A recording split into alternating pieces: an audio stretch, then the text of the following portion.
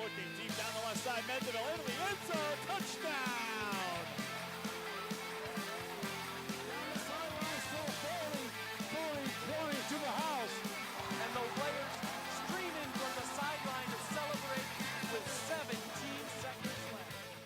Welcome back, everybody, to BVarsity Live. It is Thursday, September 27th, and league season is right around the corner, starting tomorrow night for high school football teams around Kern County. We are brought to you by Grapevine MSP and Motor City Buick GMC. Got a big show on tap here. We're going to take a look back at the week that was. Got a special guest, Larry Parker. You remember him. He played at BHS USC and a couple years for the Chiefs in the NFL. He's heading out of town. He and his family and his wife Sarah and their children are moving to Kansas City this weekend. So we wanted to give Larry one good hooray and goodbye, hurrah, if you will, before he heads out of town. He'll be on at 2:10. We're going to talk to him, and then he's going to stick around for our preview and prediction segment with Josh Bennett and John Metis and myself as we look and preview all the games for the Kern County teams. Now that the Southwest Yosemite League, South Yosemite League, Southeast Yosemite League are all starting off league action tomorrow night. The SSL obviously is already 2 games into their league slate, but with all those non-conference games, the Oaks Christian beating BCHS, which you just saw on Friday night on ESPNU, and BHS and Liberty both losing a couple times to Southern Section powerhouses. Now we get into the meat and potatoes of the season, so that'll be exciting to kind of get Larry's look at everything over the last 50 minutes of the show. But before we get into that, let's take a look back at the week that was. We start off Friday night football action at Griffith Field as the Drillers took on Sierra Canyon out of Chatsworth. Both teams ranked in the top 50 in the state by Cal High Sports. And on the opening possession, Sierra Canyon gets on the board early. That is sophomore quarterback Chaden Perry with a 1-yard run. You might remember his father, Mark Perry. He was a BHS football player back in the day. So the Trailblazers, got on the board early with a 7-0 lead. Nice sack there by Adrian Moreno once again. BHS defense playing well, but far too often they were left with a short playing field behind them, and Sierra Canyon took advantage of this. Here, Hunter Williams with a short run from 8 yards out, and then just 35 seconds left on the game clock after a fumble by BHS, something that's been troubling the Drillers all season long. Williams with his second touchdown of the game, and in a matter of 35 seconds, it is now a 21-0 Sierra Canyon lead. However, the Drillers do get into action here. Nice pass from Cam Williams to Isaac Jernigan. Takes a big lick, but he gets right up. And then later on that series, Carl Jones takes the ball in from the 5, and it's 21-7. The Drillers had a chance to cut the lead, 21-14. They had fourth and goal on the 2, but they fumbled the ball away. And Sierra Canyon ran away with this one, a 31-7 win for Sierra Canyon over the Drillers as the Drillers fall to 3-2 this season. Wesley Wilson in a nice game, 100-plus yards rushing. The Drillers will open up league action tomorrow night at Stockdale. Moving on to BCHS, this is a game that America could watch that a lot of people might want to forget. BCHS hosting Oaks Christian. Oaks Christian ranked number 5 in the state by Cal High Sports, and they were in town for one man specifically. A lot of hoopla and festivities with national television in town, and Oaks Christian got on the board early and far too often against the Eagles.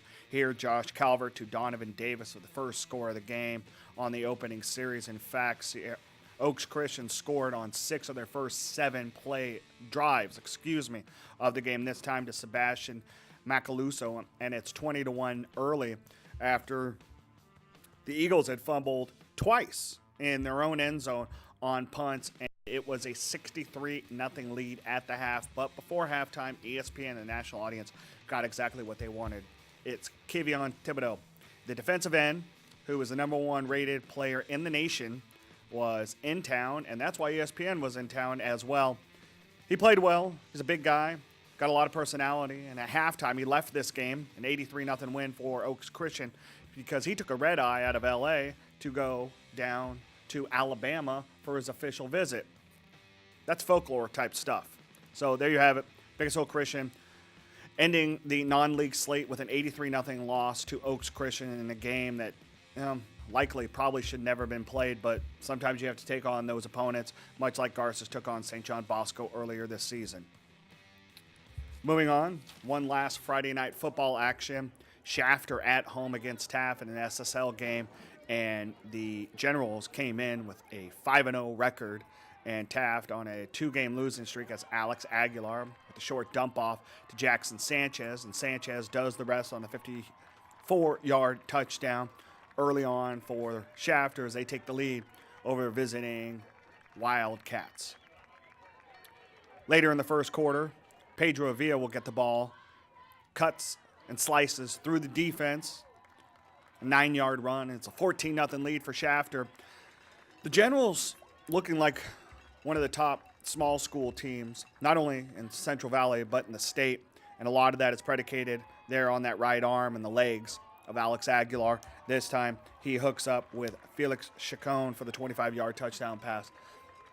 Aguilar now has 34 total touchdowns through 6 games, 22 through the air, 11 on the ground, and you'll see it in just a second. He also had a interception return for a touchdown. So the Central Section record for touchdowns by a quarterback in the season is in jeopardy, not just by Aguilar, but by Central quarterback Trent Tompkins. The record is 62, last set by Brandon Jones in 2013 for Bakersfield Christian. And there's Aguilar with the pick 6, and he's got 34 touchdowns total through 6 games. So he is well on pace to break that Central Section record for touchdowns for a quarterback.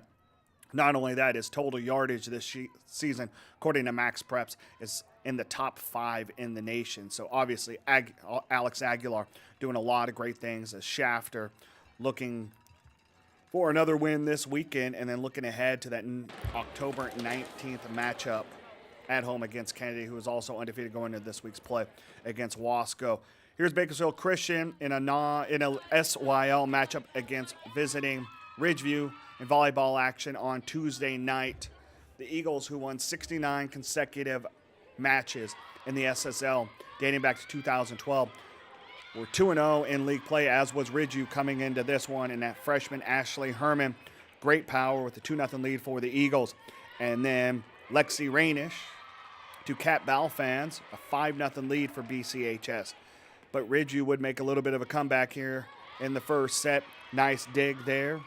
And then Kylie Salinas gets the kill and cuts the lead to 9-8. But again, here's Balfans with the ace. And then BCHS would take a 25-17 first set